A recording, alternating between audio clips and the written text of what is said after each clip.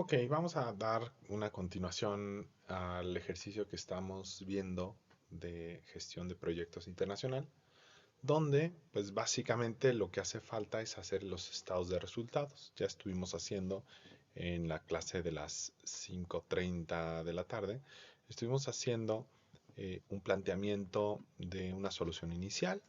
Ya tenemos ahí un grado de aproximación respecto de cómo se construye de manera manual esta solución de plan de producción y plan de inversión en subsidiarias, así como también se puede hacer mediante Solver.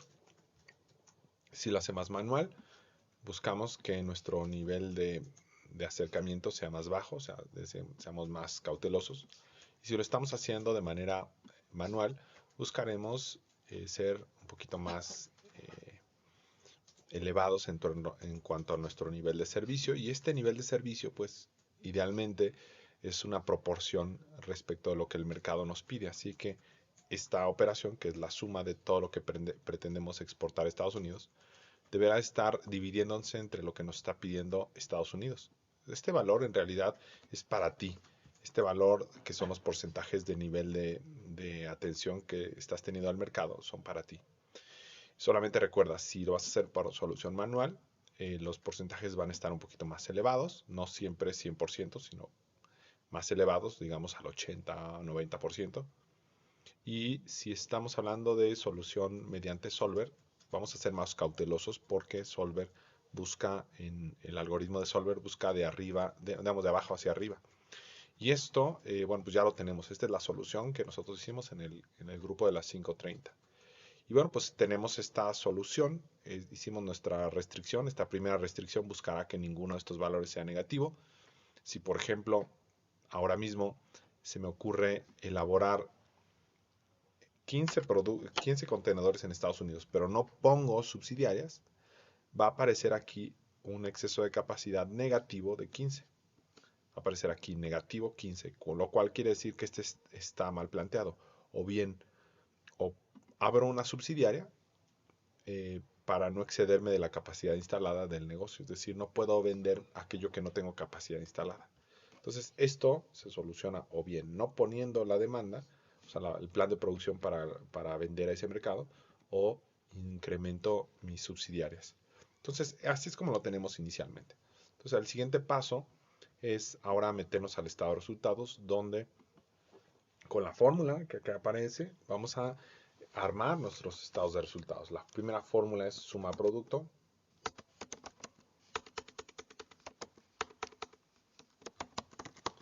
Y en este caso la fórmula de suma producto requiere dos variables. La variable Q, que es esta variable que está comprendida en este espacio moradito claro.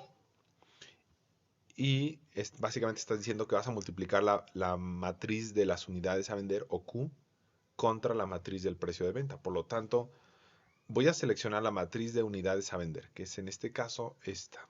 Esta es la matriz de unidades a vender, coma, le tengo que poner una coma, aquí en la fórmula tengo que poner una coma, y después voy a seleccionar la matriz llamada matriz de precios de venta. Entonces voy a seleccionar la matriz de precios de venta y le doy Enter.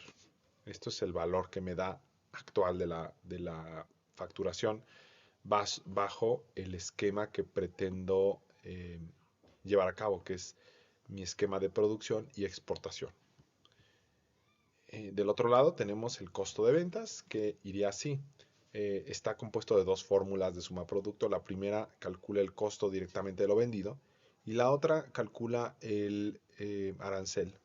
Entonces, vamos a ver cómo se hace esta primera fórmula, que es Q, coma, el costo de venta. Es decir, vamos a utilizar la fórmula suma producto para multiplicar la matriz de las cantidades contra la matriz de los costos variables unitarios. Vamos a ver cómo se hace. Sum product o suma producto. Seleccionamos nuestras unidades a vender, coma, la matriz de hasta arriba, que es la matriz de costos unitarios. Cerciórate de que sean las mismas dimensiones. Si la seleccionas diferente, pues te va a marcar error. Si le doy cerrar paréntesis, si cierro paréntesis, hasta aquí solamente estaremos calculando. Si me quedo hasta aquí, solamente calcularíamos el costo de lo vendido sin los aranceles. Si le incorporamos otra vez la fórmula suma producto, esta otra vez calcularíamos el arancel. Ahora, hay una manera fácil de hacer esto. Si ya tienes la primera parte, ¿te fijas que esta primera parte es igualita? Nada más que aquí hay una tercera matriz que se multiplica.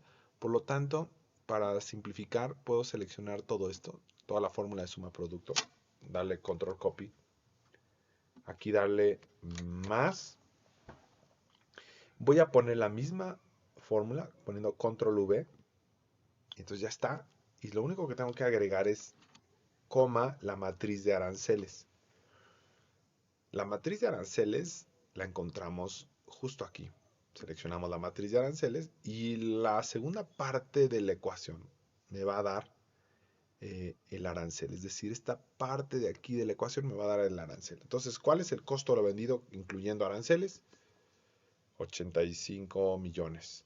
Ahora, por el hecho de que esta fórmula pues es un poquito más grande, puede suceder que hayan errores de los alumnos y esto es algo típico. Solamente cerciórate algo muy importante. El costo de ventas siempre debe de ser inferior a las ventas. Entonces, a ver, vamos a ver aquí si esa condición se mantiene. Si nosotros nos vamos a ver las cifras que hemos llegado, tenemos que las ventas son 191 millones y que el costo es 85 millones. Cerciórate de que las ventas siempre sean mayores al costo de ventas. Ahora vamos a hacer aquí una resta, ventas menos costo de ventas, utilidad bruta o contribución marginal, como le quieras llamar. Y después el costo fijo, hay un costo fijo para las plantas pequeñas y un costo fijo para las plantas grandes o las subsidiarias del tipo 2. Entonces hay que hacer dos veces la fórmula suma producto, donde se toman en cuenta cuántas subsidiarias del tipo 1 tienes por sus costos fijos y la segunda vez de la fórmula son subsidiarias del tipo 2 por sus costos fijos. Entonces vamos a hacerlo. Vamos a decir así, suma producto. Voy a hacer la primera parte que es subsidiarias del tipo 1. Las subsidiarias del tipo 1 son esta matriz, coma, y voy a buscar allá arriba los costos fijos. Voy a buscar estos costos fijos que son estos, ahí están. Cierro el paréntesis y ahora voy a ponerle más suma producto de nuestras subsidiarias del tipo 2, que es la segunda selección, es esta selección, la columna H, coma, sus costos fijos, que serán estos que están apareciendo aquí, de este lado, costos fijos. Vamos a ver cuánto nos da. Ya hacemos esa operación, tenemos dos términos, como puedes observar. Estos son los costos fijos de las subsidiarias del tipo 1 y estos son los costos fijos de las subsidiarias del tipo 2. Entonces nos da 49 millones de costos fijos. Calculamos la utilidad operativa o EBIT. Contribución marginal menos costos fijos me da una utilidad operativa de 57 millones. Para calcular los intereses y la depreciación, recordemos que en la parte de arriba de nuestro modelo teníamos un espacio para, una vez que conociéramos la inversión inicial, plantear cuánto va a ser la deuda y una vez que conociéramos cuál es nuestra inversión inicial, calcular cuánto va a ser nuestra infraestructura. Entonces vamos a ver, aquí tenemos en la celda, vamos a ver qué celda es la celda D55. En la celda D55 ya tenemos planteado una fórmula que nos calcula la inversión inicial de nuestro proyecto. Por lo tanto, D55 será la celda para la inversión inicial. Si nos regresamos aquí al ejercicio, vemos que aquí hay un área donde tenemos que calcular la depreciación y los intereses.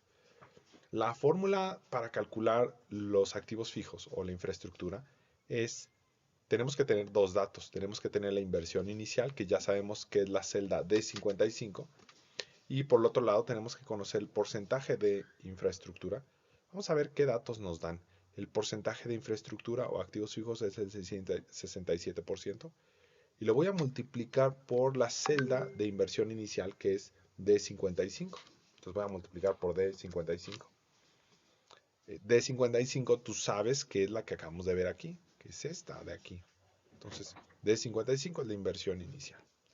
Entonces, cuando estoy calculando cuánto va a ser el valor de mis activos fijos, multiplico la inversión inicial por el porcentaje de activos fijos. Bien, ya está. Una vez que ya tengo el activo fijo, lo único que tengo que observar es que me dan una vida útil. La vida útil es de 8 años. Entonces, en este caso, tomo el activo fijo y lo divido entre su vida útil. Y dado que este ejercicio es de manera anual, basta con dividirlo entre 8 para ya tener este concepto listo. En el segundo concepto, requiero calcular el financiamiento de deuda, o sea, vaya mi deuda, y después calcular los intereses. Igualmente, tomaré la fórmula de inversión inicial, que es D55, y la multiplicaré por mi porcentaje de financiamiento externo o financiamiento con deuda, que en este caso es 40%. Entonces, 40%. La fórmula dice así: inversión inicial, que es de 55, por el porcentaje de financiamiento con deuda. Ya tenemos ahí de 55, que es la inversión inicial, por el porcentaje, que es el 40%. Entonces tenemos una deuda de 59 millones. Y para calcular los intereses promedio anuales, tomaremos la deuda y la multiplicaremos por la tasa de deuda que nos maneja el ejercicio, que es el 10.5. De esta manera ya tenemos los intereses. Tanto la depreciación como los intereses los necesitamos en el estado de resultados. Vamos a vertirlos. Entonces aquí tenemos un espacio para los intereses. Vamos a ubicar dónde están los intereses. Los intereses los tenemos por acá arriba. Aquí están nuestros intereses. Y para la depreciación, vamos igualmente a ubicarnos allá arriba. Vamos a ver, la depreciación es de 12 millones. Entonces ya tenemos ahí, ya trajimos los intereses y la depreciación. Y ahora solamente faltan la utilidad antes de impuestos. La utilidad antes de impuestos sería la utilidad operativa o EBIT, menos los intereses, menos la depreciación. Y por último, para el tema de los impuestos, hay una fórmula matemática, es una razón lógica que básicamente dice así: si nosotros tenemos utilidades, pagaremos impuestos, y si no tenemos utilidades, no pagaremos impuestos. Vamos a ver cómo dice la fórmula. Dice: si mi utilidad antes de impuestos es mayor a cero, es decir, si tenemos utilidades, ¿qué pasa? Esta primera coma nos dice qué va a pasar si esta declaración que hicimos es verdadera. Entonces tomaremos nuestra utilidad antes de impuestos y multiplicaremos por la tasa de impuestos promedio. Ahorita voy a ir a la tasa de impuestos promedio. ¿Dónde sacas la tasa de impuestos promedio? Nosotros tenemos en este ejercicio, arriba de las variables de decisión, una tabla del income tax o la tasa del ISR que se refiere al impuesto promedio en cada país. Como vamos a estar haciendo estados financieros consolidados, eh, no es posible observar exactamente cuánto se paga de impuestos en cada país en el que estás tributando. Para hacer eso necesitaríamos llenar este formato, este otro formato que es regional. También se puede hacer, pero ahorita no lo vamos a hacer. En este caso, este podría ya estar directamente conectando con la tasa impositiva de ese país. En cambio, como ahorita estamos haciendo estados financieros consolidados, o un estado financiero global, lo más que nos podemos limitar ahorita es calcular una tasa de impuestos promedio. Por lo tanto, la fórmula iría así: promedio, estamos haciendo solamente un aproximado, un promedio de toda la tabla de impuestos, en este caso, y esto es un aproximado, no es exacto. Y entonces nos da un promedio de cuál es esa tasa de impuestos, que en este caso sale del 22.13%. Bueno, pues tomarás como si tu tasa fuera del 22.13%. Entonces va a decir así la fórmula. A partir de aquí, digo sí, que en inglés sería if, selecciono mi utilidad antes de impuestos, signo mayor que 0, coma, ¿qué va a pasar? Bueno, entonces tomaré mi utilidad antes de impuestos y multiplicaré por la tasa impositiva, que en este caso es esta. Eso es lo que va a pasar si tenemos utilidades, pero si no tenemos utilidades, ¿qué se hace? Esta es la última instrucción. Si no tenemos utilidades, es decir, si el pretax no es mayor a 0, quiere decir que es inferior a 0. Es decir, si tuviéramos pérdidas, ¿qué pasa? Pues se pagan impuestos 0 pesos. Por lo tanto, ahí tenemos la instrucción. Finalmente, la utilidad neta es la utilidad antes de impuestos menos los impuestos. Y por último, la rentabilidad sería la utilidad entre entre la inversión. Vamos a ver dónde está nuestra inversión de 55. Ahí tenemos hasta aquí llegamos, nuestro ejercicio llega a una rentabilidad del 20.24, pero hay que saber que esta rentabilidad no es posible. ¿Por qué? Porque nosotros hemos decidido incumplir con una condición muy importante del ejercicio, que es el ejercicio nos marca la obligación de vender a un nivel de servicio de 85% de lo que el mercado nos pida. Es decir, el máximo de demanda a ignorar son, vamos a ver cuántos contenedores máximo podemos ignorar para una solución viable. 137 contenedores. Entonces, la máxima cantidad que debería haber aquí es 137. Sin embargo, esta cantidad es mucho mayor, que quiere decir que estamos incumpliendo el nivel de servicio prometido del 85%. Esto nos va a llevar a quizá invertir en más plantas, lo cual potencialmente puede bajar la rentabilidad, porque más inversión, pues obviamente esto puede llevar a una baja en la rentabilidad. De todas maneras que este valor ahorita es inviable en el problema, porque no hemos llegado a mantener todas las condiciones del planteamiento del problema. Entonces, con esto ya en mente, podemos hasta ahorita vamos a salvar nuestro archivo, como lo llevamos. Vamos a darle aquí salvar. Y pues bueno, vamos a ponerle salvar versión B, ¿no? Y entonces en este caso, lo que va a suceder es que vamos a correr Solver. Solver requiere mucho poder de programación, de tal manera que si no funcionara con Solver, puedes resolverlo de manera manual. Ya expliqué en clase cómo se resuelve de manera manual, que implicaría que manualmente intentáramos hacer que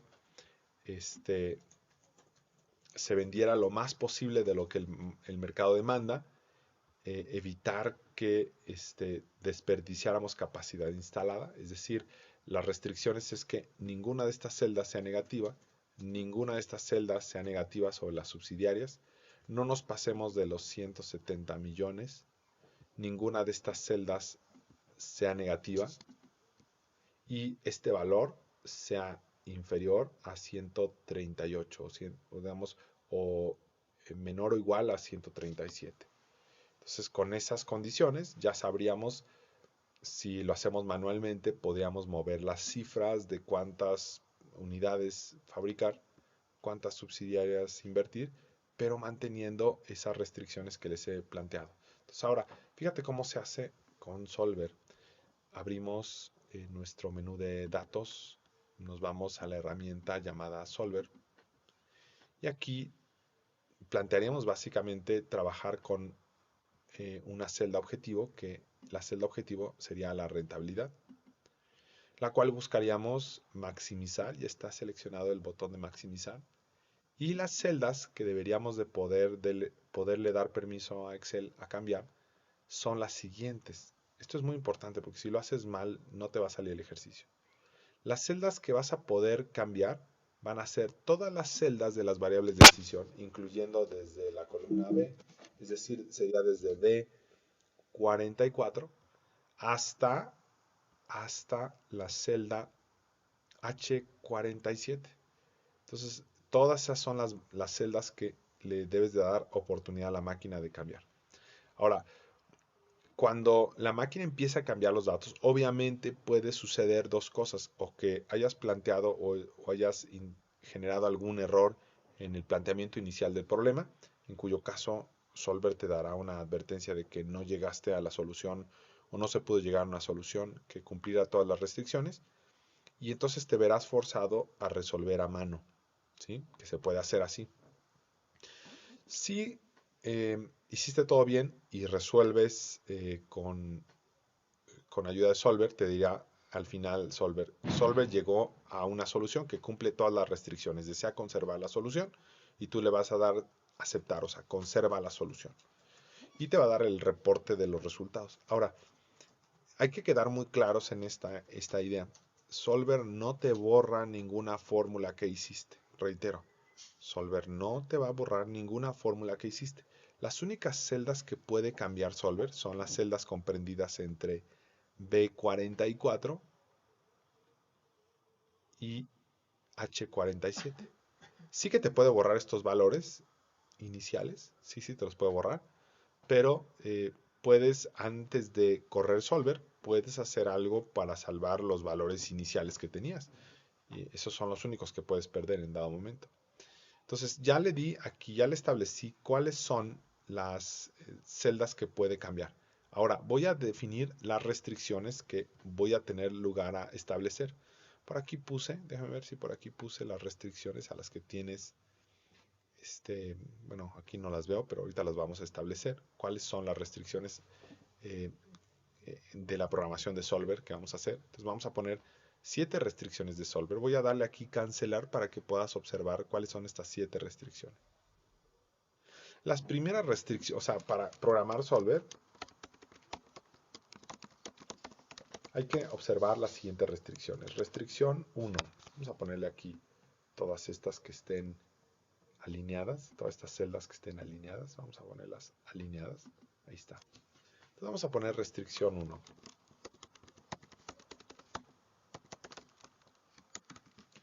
Nuestras variables de decisión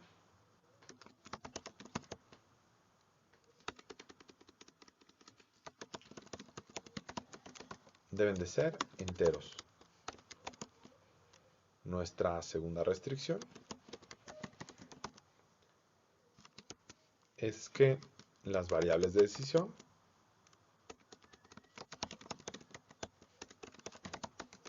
deben de ser mayores o iguales a 0. Nuestra tercera restricción, vamos a copiar este formato porque como que se quieren mover estas celdas de manera muy rara. Nuestra tercera restricción sería que ahora sí estaríamos yendo a observar el exceso de capacidad. El exceso de capacidad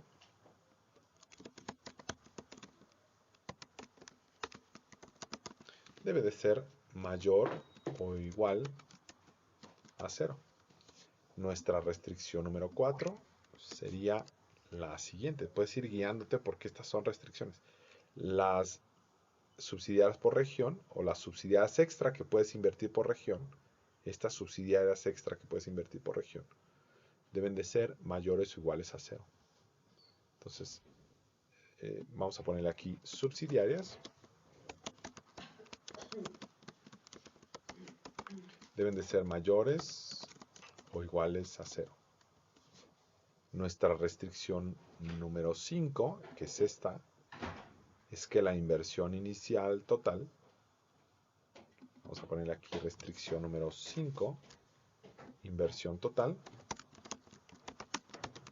debe de ser menor a lo que diga el ejercicio. El máximo de inversión inicial son 170 millones. Entonces, 170, 1, 2, 3, vamos a poner 1, 2, 3, 4, 5, 6. 170 millones. ¿No? Y la restricción número 6 sería que la demanda no satisfecha debe de ser mayor o igual a 0. Y por último, la séptima restricción, vamos a hacer que esté bien planteado el formato. Nuestra séptima restricción sería que el total de demanda no satisfecha debe de ser menor al total de demanda a ignorar, que en este caso, si mal no recuerdo, el total de demanda a ignorar es 137, máxima demanda a ignorar. Entonces, vamos a poner aquí la demanda no satisfecha debe de ser menor a 137 contenedores. Eso es lo que nos plantea el ejercicio. Entonces, estas son las restricciones que vamos a hacer ahora mismo en Solver. Abres tu Solver. Aquí está lo que se había hecho, no se pierde nada de lo que hayas hecho. Vamos a agregar las restricciones. Entonces, primera restricción, vamos a seleccionar todas las variables de decisión, incluyendo las de las subsidiarias. Entonces, todas las variables de decisión, todas, incluyendo estas que están en blanco, deben de ser enteros. Aparece una opción que dice int, que es entero. La seleccionamos y damos a agregar una más. La siguiente restricción será que todas estas variables de decisión deben de ser mayores o iguales a 0. Le damos, esta es nuestra segunda restricción, le damos a agregar. Vamos a la tercera restricción. La tercera restricción es que estas celdas del exceso de capacidad deben de ser mayores o iguales a 0. Vamos a darle a agregar, allá vamos ahí 3. Vamos a la cuarta restricción. Las subsidiarias deben de ser mayores o iguales a 0. Agregamos. Hallamos 4 restricciones, vamos a la quinta restricción. La quinta restricción sería la demanda o la inversión total debe de ser menor, aquí está el signo menor que o igual a 170 millones. Puedes aquí escribir 170 millones, pero tienes que cerciorarte que no vayas a equivocarte en un 0, o bien en su defecto puedo seleccionar este valor que ya dice aquí 170 millones, para no errarla, ¿no? Entonces le doy a agregar. Ya llevo ahí 5 restricciones. Ahora vamos a la sexta restricción. Vamos a seleccionar todas estas celdas. No vamos a seleccionar la primera, solamente vamos a seleccionar de los mercados. Esas celdas deben de ser mayores o iguales a 0. Y vamos a agregar. Y por último, nuestra última restricción es que el total de demanda no satisfecha debe de ser menor o igual a, y ahí podemos poner 137, o bien puedes seleccionar la celda de aquí directamente. Podrías seleccionar esa celda, como gustes. Podemos poner aquí esta cifra. Y ahí está. Le damos, como es la última restricción, le damos OK. Antes de correr el solver, aquí puedes observar tus 7 restricciones. Y antes de correr solver, puedes salvar, cerrar todas las aplicaciones y observar que no tengas mucha memoria RAM utilizada. Eso es importante. Entonces, antes de hacer esto, yo mismo voy a cerrar mi solver. No se pierde nada. Le doy guardar por si cualquier problema. Yo sí tengo abiertas algunas aplicaciones más. Esperemos que no me vaya a generar mucho conflicto. Entonces vamos a iniciar con el solver. Entonces voy a abrir solver otra vez. Y te voy a decir que solver está diseñado idealmente para PC, no para Mac. Por lo tanto, en Mac suele tardarse mucho, trabajar muchísimo más lento de lo que resuelve en una PC. Y el tiempo de estos ejercicios puede oscilar entre unos 7 minutos, 10 minutos, el tiempo que tarda trabajando el solver. Todavía de que termine solver de trabajar, vamos a suponer que ya resolvió solver. Todavía de que hayas resuelto, ya sea manual o por solver, tendrías que volver a verificar que se cumplan cada una de las restricciones. Vamos a recordar cuáles son esas restricciones. Todas las celdas de estas variables deben de ser enteras, no se vale que hayan decimales. Esa es nuestra primera restricción. Nuestra segunda restricción es que todas estas celdas de las variables deben de ser mayores o iguales a 0. Nuestra tercera restricción es que en ninguna de estas celdas debe de ser negativa. La cuarta restricción es que ninguna de estas celdas debe de ser negativa. La quinta restricción es que esta celda no debe de superar 170 millones. La sexta restricción es que ninguna de estas celdas debe de ser negativa. Y la séptima restricción es que esta celda debe de ser menor a 137. Bueno, ahí están las 7 restricciones. Cuando tú hagas tu solución, ya sea a mano, vamos a suponer que solver no te funcionó o que no tenías implementado el solver, entonces tendrías que solucionarlo de manera manual. Y la manera de solucionar sería modificando los valores que tú tengas de este modelo, ir subiendo aquí, bajando y demás, y viendo lo que pasa en términos de tus restricciones. Ya te mostré las restricciones. Que sean enteros, que sean mayores o iguales a 0, que ninguna de estas te dé negativa, que no te supere la inversión inicial, que ninguna de estas te dé negativa y que sea inferior este valor a la demanda ignorar máxima o 137. Entonces, cada ejercicio, obviamente, cada caso sería diferente, pero Este es el planteamiento para que tú sepas cómo resolver. Una vez que ya hayas encontrado una solución, ya sea manual o con ayuda de Solver, que llegue a obtener todas tus restricciones, ya encontraste la respuesta. Y ahora, ¿qué preguntas te puedo hacer? Bueno, pues las preguntas que te puedo hacer en un examen es, indícame cuántos productos se planean producir y exportar al resto del mundo a partir de México. O cuánta demanda de productos se ha decidido satisfacer de Estados Unidos, que en este caso esta sería la respuesta, ¿no? O cuántas subsidiarias del tipo 1 se han decidido hacer en total, serían 3, ¿no? O cuántas subsidiarias se han decidido hacer en Colombia, la respuesta sería 3 también, ¿no? ¿Cuántas subsidiarias se han decidido hacer en Canadá? 0, ¿sí? De esta manera tú vas a poder observar que las preguntas van a ir en el sentido de identificar cómo se interpreta esta tabla de resultados y también, ¿por qué no? Te puedo pedir como respuesta que me indiques cuál es la rentabilidad a la que llegaste de tu modelo, ¿no? Entonces, en función a esto, ya tenemos ahí un parámetro hacia dónde orientar nuestro ejercicio. Una vez que ya tenemos eso, bueno, pues ahorita vamos a proceder a hacer el solver. Ten en cuenta que yo trabajo con una Mac y que en el pasado con las Mac sí se han tenido problemas de lentitud para resolver estos ejercicios. Por lo tanto, siempre ten en cuenta que si no se resuelve con Solver, se puede resolver de manera manual. Aparte, cuando resuelves con Solver es muy quisquilloso Solver. Si tienes algún error en alguna de las fórmulas que hayas planteado, o por ejemplo, tu punto de partida, este punto de partida es muy elevado, lo que puede suceder es que te marque error Solver. Tienes que tener este punto de partida o punto inicial aun cuando vayas a hacer solución a, a mano o solución en Solver. Por lo tanto, aquí yo solamente diría comentarios que evita hacer soluciones como el caso que aquí tenemos de Argentina y Estados Unidos, cuyos porcentajes de atención respecto a la demanda han sido muy altos. Si aquí nos pedía 80 Argentina, nosotros pusimos 80. Lo que plantea esto es un problema para el modelo GRG no lineal, que es el que utiliza Solver para resolver la operación. Entonces, de preferencia, baja las expectativas. Por ejemplo, aquí puedes bajarle un 100, ¿no? Y aquí bajarle así. Esto te va a ayudar enormemente a que llegues a una solución. Yo la voy a dejar como estaba para que tú veas cómo se desempeña con las cifras que nosotros vimos en clase. Pero idealmente yo recomiendo que pongas una demanda mucho más baja si vas a utilizar Solver, como yo lo voy a hacer. Entonces ya salvé, ya hice mi Solver y lo único que tengo que hacer es correrlo. Entonces cercioras de cerrar todas las aplicaciones que no vais a utilizar.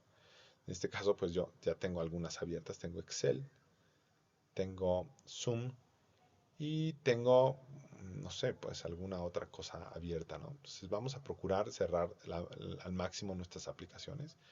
Quizá esta Safari la debería de cerrar. Pero bueno, vamos a ver cómo se desempeña. Entonces vamos a abrir Solver, le damos resolver.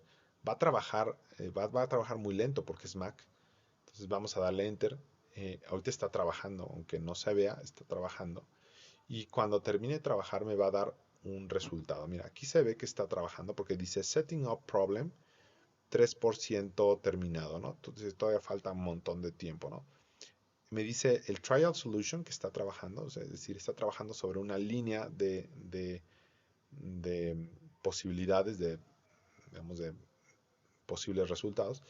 Y cuando este me dé, me parece, déjame recordar como decía, de este lado me va a poner una leyenda como eh, solución tentativa ya conseguida y estoy buscando otro resultado mejor. Vamos a recordar. Ahorita no me acuerdo exactamente cómo aparecía como solución tentativa o solución. Aquí dice trial solution es solución intentada. Entonces ya llevan un montón de soluciones. Hay varios cálculos, no creas que son tan solo 12 operaciones. En realidad son miles de operaciones las que está haciendo ahorita Solver y son muchas. Entonces hay que dejarle el tiempo que trabaje Solver y cuando llegue a una solución que satisfaga los requerimientos, nos va a poner aquí una leyenda. Nos va a poner aquí una leyenda que déjame recordar cómo era. Era creo que era solución concomitante o solución, creo que sí era solución concomitante. Entonces, va a aparecer por allá una leyenda que nos dice que ya encontró una solución que reúne todos los requisitos y vas a ver que va a seguir trabajando. La razón de que siga trabajando es porque intenta optimizar todavía más los resultados. Mientras tanto, tienes que darle el tiempo, mientras que no ponga esta solución, digamos, que ya reúne las restricciones o que ya cumple con todas las restricciones, que me parece que era solución incumbente, era la palabra que estaba buscando, solución incumbente o incumbente, solamente a veces te pone incumbente. Cuando dice incumbente quiere decir que ya encontró una solución no óptima, pero que está cumpliendo con todas las restricciones que tú le planteaste. Mientras tanto, podemos ver hasta dónde va la celda objetivo. Esto no quiere decir que haya encontrado una solución del 36%, porque algo encontró que probablemente no te lo reporta como ya un resultado que reúna todas las restricciones. Por lo tanto, hay que tener paciencia hasta que se terminen todos los pasos de nuestra solución. Ya llegó y dice, eh, fíjate, no me dio chance de que apareciera la palabra incumbente, no me dio esa oportunidad, sino simplemente me dice, Solver encontró una solución. Voy a hacer unos comentarios antes de mostrar el resultado. Eh, Cuando te dice que Solver encontró una solución, no quiere decir que sea la mejor solución. Va a intentar hacer que sea la mejor solución, pero no en todos los casos sucede. Eh, Esta solución, eh, a lo largo de los años que yo he utilizado Solver para resolver diferentes problemas muy complejos, me he podido dar cuenta que eh, a las computadoras, según la velocidad, les cuesta trabajo encontrar a veces soluciones más óptimas. Entonces, en un grupo de 50 alumnos, de 40 alumnos, eh, se encontrarán unos 3, 5 alumnos con la mejor solución y otros unos 12, 15 alumnos se encontrarán con una solución subóptima, pero finalmente que reúne todas las restricciones que se plantean en el problema, y habrán otros alumnos con una solución un poquito peor, ¿no? Entonces, esto habla de que hay regiones de solución. Tienes que entender que cuando resolvemos problemas en la vida real, no hay una sola solución, sino hay múltiples soluciones.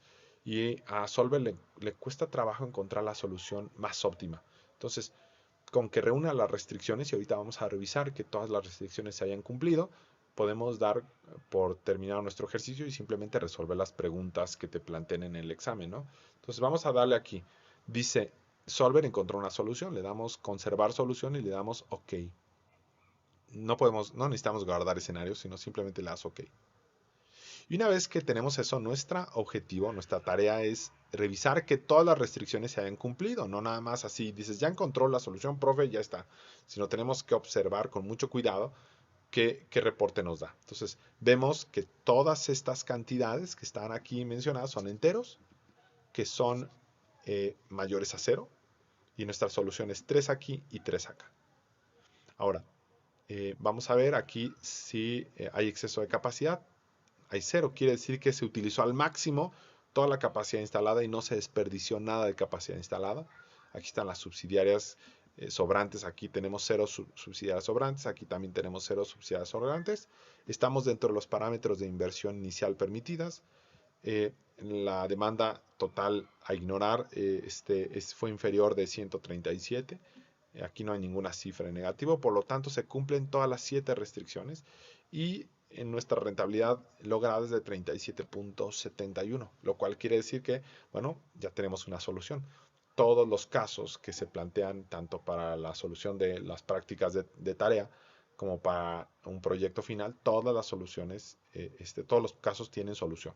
Se han probado anteriormente con computadora PC, con computadora Mac, por lo tanto debes de poder encontrar una solución. Entonces, ¿qué pasaría si tuviera marcado error? Dice, Solver encontró más bien, Solver no encontró la solución, hay un error. Debes de saber que el error está en la programación o de Solver, lo cual es menos probable, pero también puede existir.